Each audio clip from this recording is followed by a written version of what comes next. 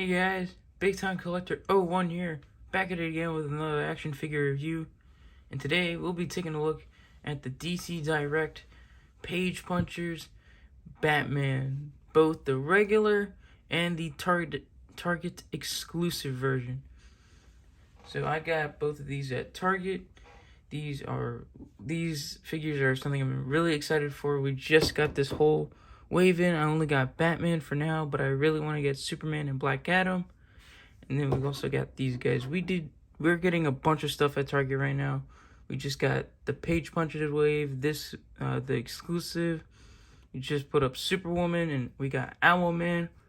And I also have him. And Targets are just getting the Martian Manhunter, the gold label version, which I also have. Taking a look at the packaging, they're both the same. On the front, you get a nice big window. DC Direct from McFarlane Toys. I think this is their first things that they're putting out under the DC Direct license, and that's very exciting. I hope to see more of these guys. On the side, same thing. On the back, you get different images.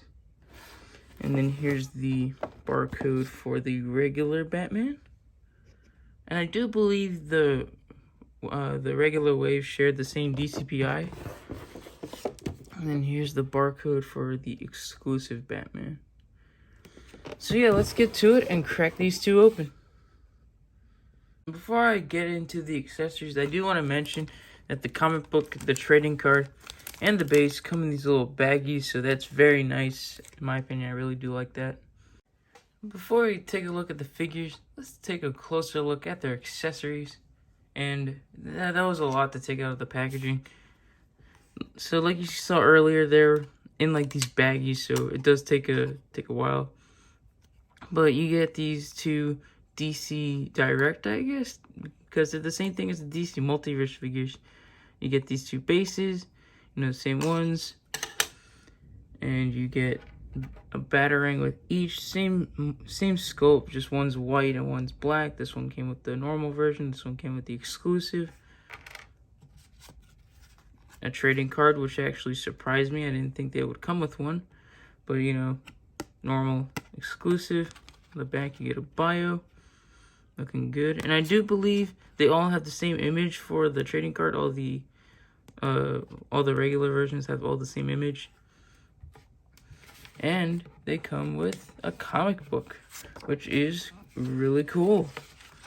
You get a black and white cover for the exclusive, and then the normal one comes with the normal one. Unfortunately, my normal one got bent in the packaging. It's a little frustrating, but it's not that bad. I believe they're the same thing. You got a comic, you can read it. Not gonna go through the whole thing, but the artwork looks really nice. It's based on the figure's based on Libra Maso's artwork right here on the front, and then this one's the same thing. Is it? It's in color too. I would have thought it'd be black and white inside. I think that would have been cool. And I do believe all the regular versions come with the same comic book. Like, it's not like a series or something. It's just the same thing. But yeah, let's take a look at the figures now. So taking a closer look at the Batman figure, they're both the same, different paint apps. Just take a closer look at the regular one first.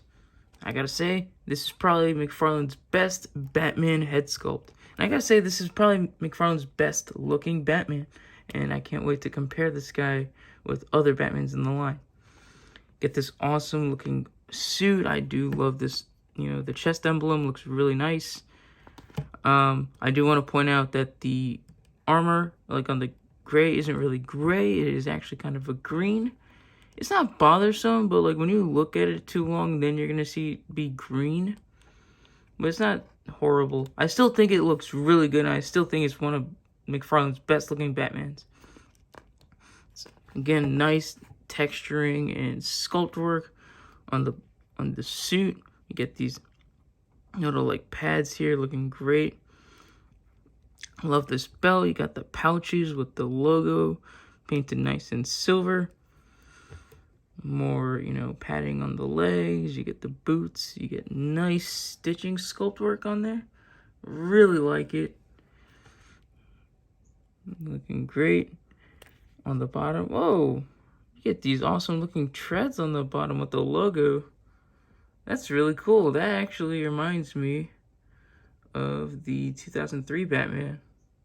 After seeing these treads, I had to pull out my 2003 Zipline Batman because look, they both got like the logos on the tread. I love that.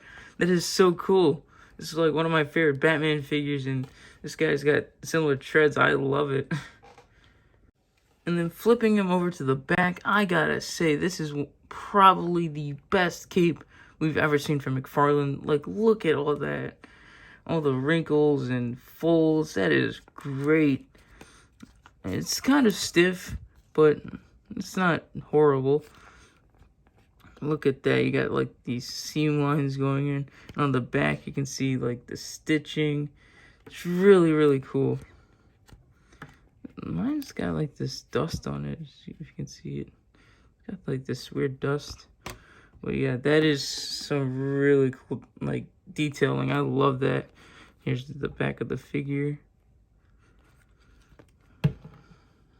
Taking a look at the exclusive version, we're not going to take too long on this guy. Because, again, it's the same thing as the regular version.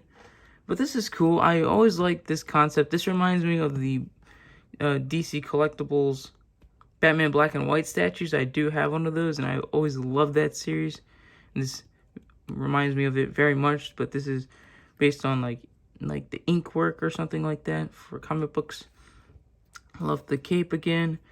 Really do like it. I love the black paint on the figure. Do love this black side of the mask. Looks great. Overall, it's really good. Same figure as, the regular one. Just black and white. Just looks cool. So let's take a closer look at their articulation. Using the normal Batman, his head can look up that much. Can look down. Some can look side to side. And he can tilt. Shoulders move out that. You saw it here, the freaking arm popped off out of its, the bicep popped out of the shoulder. It's not broken, I can just pop it back in, but you gotta be careful with that. So be very careful when posing this guy. Going back to the arm articulation, and hopefully the arm doesn't pop off again. The shoulders move out that much. The shoulder pads do get in the way, but also the cape gets in the way of the shoulder pads, so, it's a little hindered. He can rotate his arm all the way around very freely and loose. I like that. He's got a bicep swivel. Again, what is up with all this dust? Double jointed elbows. And then the wrists do rotate. And they do have their McFarlane style hinges. Torso, which is well cleverly hidden, I gotta say. Can crunch. It doesn't really want to crunch forward, but it can crunch back a little bit. Can rotate. Very stiff, actually, and pivot. And then the lower part of the abs can crunch back, forth, rotate and pivot. More so than the upper torso. The hips, we got that much. Really good spread on it. They kick forward. They kick back some. You got double jointed knees. And then the ankles move down. They move up. They do rotate. They do pivot. And toe articulation. Measuring this guy out, he comes to around 7¼ inches tall. Putting this Batman next to a few Jokers. Here we have the Clown and the Death in the Family Joker, both kit bashed. And here he is next to some Justice League members. I think he scales out really well. He may be a little short, but it's not that bad. And here he is next to some of the Bat Family members. We have the Gotham Knights Tim Drake, Gotham Knights Red Hood, and the 3 Jokers Batgirl. And I think he scales pretty well with them. I do think he's a little too short next to Red Hood, but you can fudge it in if you like. Here he is next to 2 other default McFarlane Batman figures. I gotta say, he's a really good contender when it comes to these guys. I still very like my Three Jokers one. The Rebirth one fits in well with my Justice League. But this guy is really cool. I love the sculpt and paintwork on this guy. And again, it's very hard to decide which one I like best. And that's my review on the Page Punchers Batman, the two versions. I know I didn't look much at the exclusive version, and I took more of a look at the regular version. But again, they're mostly the same thing, and just one's black and white, one's in color. I gotta say, this is a really cool figure. I do really hope to see more from this line. I do want to get Superman and Black Adam from the Page Punchers line. I don't really care for Constantine. I never really cared for him as a character. But I hope to see another wave of these figures. It'd be really cool to see more stylized figures based on the artwork of certain artists. Like, this is based off Lee Bermeso's, run on, these characters. And I hope to see, like, figures based off of Jim Lee or, McFarlane himself. That'd be cool. And, we get a comic book drawn by them. That'd be awesome. I do really like this Batman figure, and when I say this, I'm talking about the regular version. But I gotta say, he looks amazing next to some other figures in the collection. He looks really good with your Bat family. He looks good with your Justice League. And I gotta say, he may be the best McFarlane Batman so far. It's so hard to, it's such a tough competition between him, Rebirth, and Three Jokers. But Three Jokers is still in the lead right now. But this guy may take the place. Who knows? So that's my review for you guys. I hope you guys enjoyed it, because I really enjoyed these two figures. I do like the regular version over the exclusive a little bit more due to the paint, but they're both awesome. So I hope you guys leave a like, comment down below, and subscribe, and I'll catch you guys in the next one. See ya.